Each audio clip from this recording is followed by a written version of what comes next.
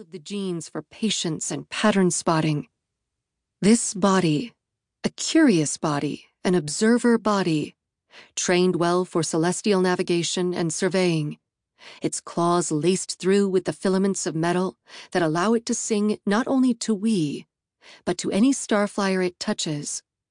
This body, a body that almost did not become we, almost became meat instead, but is we, and sings we, and is a body for making other bodies meet, for making also other bodies with itself.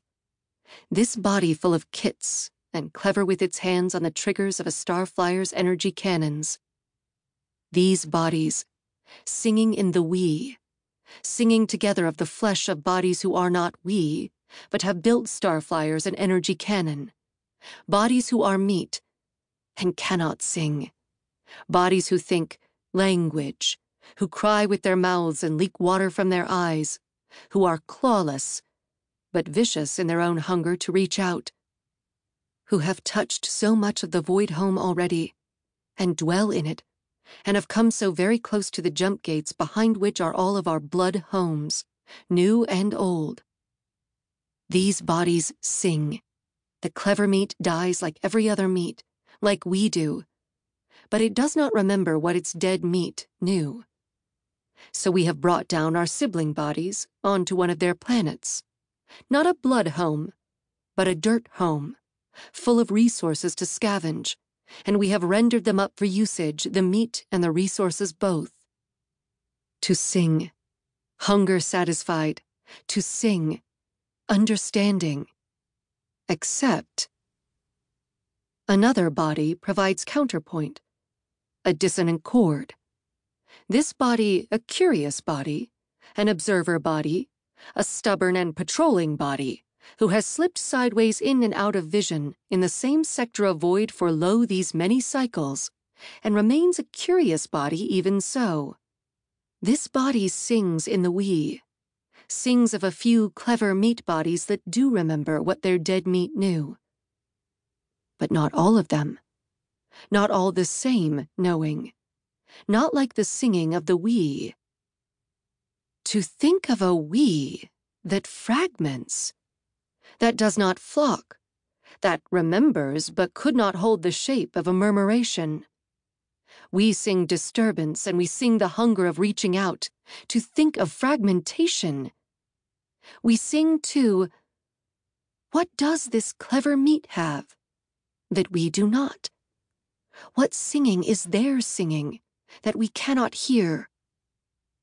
And we send our starflyers whirling, whirling close, close enough to taste. Chapter 1. Interdict suspended. For a duration of 4 months, extensible by council order, the interdict regarding Teixcalaanli military transport through stationary space is suspended. All ships bearing Teixcalaanli military callsign are permitted to pass through the Anhamamet Gate. This suspension does not authorize Teixcalaanli ships, military or otherwise, to dock at LaSalle Station without prior visas, approvals, and customs clearances. Suspension authorized by the Counselor for the Miners, Daj Taratz. Message repeats. Priority message deployed on diplomatic, commercial, and universal frequencies in the Bardzravan sector. 52nd day, 1st year, in the first indiction of the Emperor of all Teixcalaanli, 19 ads. Your brilliance. You have left me with all the world. And yet I am bereft. I'd take your star-cursed possessing ghost 6 direction, if only he would teach me how not to sleep. The private notes of Her Brilliance the Emperor, 19 ads, undated, locked, and encrypted. Nine Hibiscus watched the cartograph cycle through its last week of recorded developments for a 3rd time, and then switched it off. Without its pinpoint star gleams and fleet movement arcs inscribed in light, the strategy table on the bridge of Wait for the Wheel was a flat black expanse, dull matte, as impatient as its captain for new information. There was none forthcoming.